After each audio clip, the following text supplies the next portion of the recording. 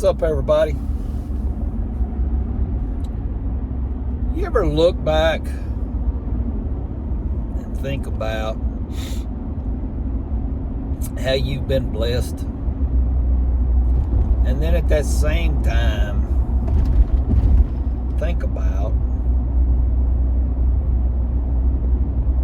what's the purpose? What did you do with it? Did you use it wisely? Or did you just store it up and say, well, I'm lucky, God blessed me? I'm thinking there's this set of passages.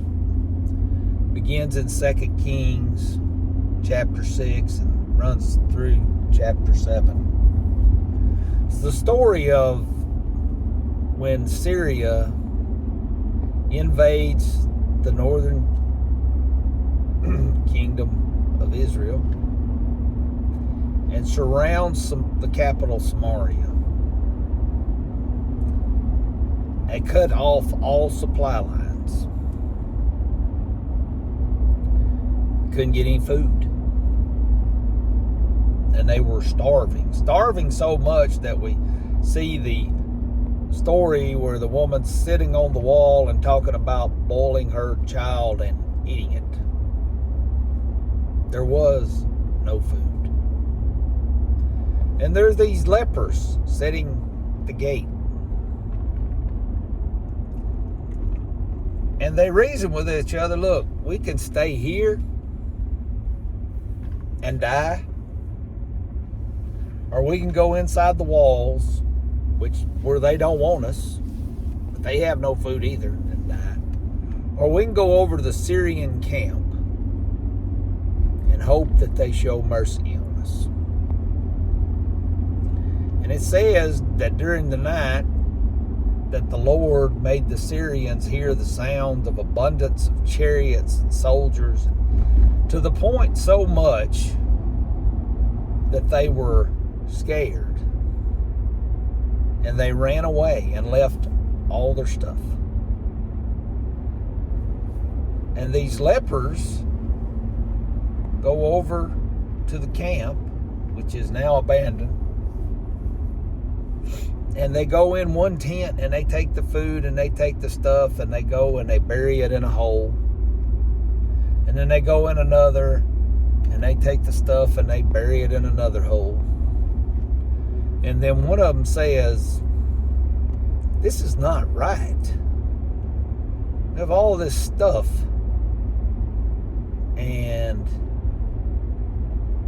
if we sleep through the night and don't tell anyone, surely the Lord will punish us. We'll probably die, is what he says. Now, I would tell you that gentleman was convicted. And he acted on his conviction. So they go back in and tell the king. The king's fearful. He thinks it's a trap.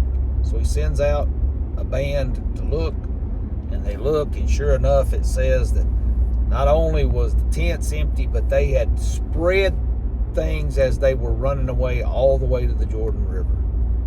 And they collected it up, and there was food to eat again. My question to you and to me is, how many times have I taken the blessings of God and hit them in a hole? And this has nothing to do with monetary blessings. This is just simply, a blessing is where I think we can both agree that a blessing is anywhere that God acts on your behalf and you fully understand that was God and there was no one else. Something you prayed for happened. The question is, do you go, well, I got what I prayed for, well, that's cool. Or do you go and tell other people? Hey, I'll tell you what, I was praying about this. And, it happened. Or better yet, just like the lepers here, I needed something. And I was too stubborn to pray for it. I didn't even pray for it. And God gave it to me anyway just because He loves me. I liken this much to a treasure. That's what God says. What good does it have treasures? Jesus told us. What good does it do to have treasures and store them in a barn where moth and rust destroy them? What does it benefit you to gain the whole world but to sacrifice your soul? We're not given blessings, which are treasures from God, to go store them up in a hole. It's kind of like we want to save them for a rainy day. No, these blessings are to be shared, for others to be told about. I liken it much to, I have a hole and it's full of gold bars. And for some reason, I think that if I don't store them up, that I'm going to run out of them. Well, no. God's abundance and blessing will never run out. So I can have that hole with gold bars in it, and I can go tell somebody, hey man, you want a couple bars of gold?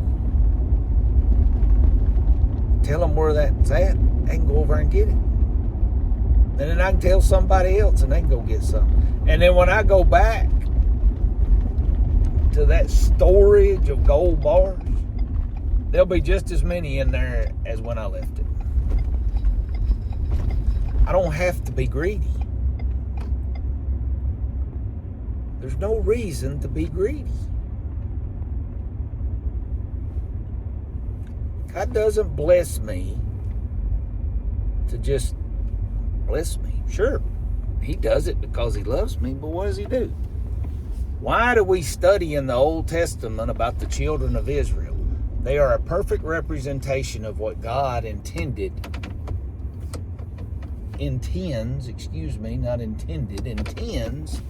for us to be. I'm blessing you. I've chosen you to be a blessed people. Why? So other people can see what I have done for you, and you in turn display that to the world, and guess what? They go, I want what he's got. That's the reason that we're blessed. That's the reason that we're lucky to have a relationship with Him, to be children of the one true King, to be princes and princesses of the Most High King. Not so that I can feel better about myself, not so I can know that my eternity's secure, but so others can see Him in me and go, I want what He's got. And I will never have that. Never fulfill the purpose that God has intended for me if I just take that treasure, take that blessing, go out in the yard and bury it and not share it with other people. That's, Jesus tells the story of the talents. The guy had 5 and he went out and invested it and doubled it. The guy had 3 and he goes out and invests it and doubles it. And the guy had 1, he took it in the hole and buried it. What did the Lord say when He come back? He told the 2, well done, thou good and faithful servant. And to the one He said, could you not have just put it in the bank and at least earn me interest? And then He took it away from him and gave it to the others. That's the part that I can't forget sometimes. God can take those blessings away if I'm not using them properly. There are people in my life that are a blessing. I should tell them that they're a blessing, and I should tell other people about how God has blessed me through them. Otherwise, might not be there. Count your blessings today. Don't just count them. Use them. Tell other people about them. God bless you. Hope you have a great day.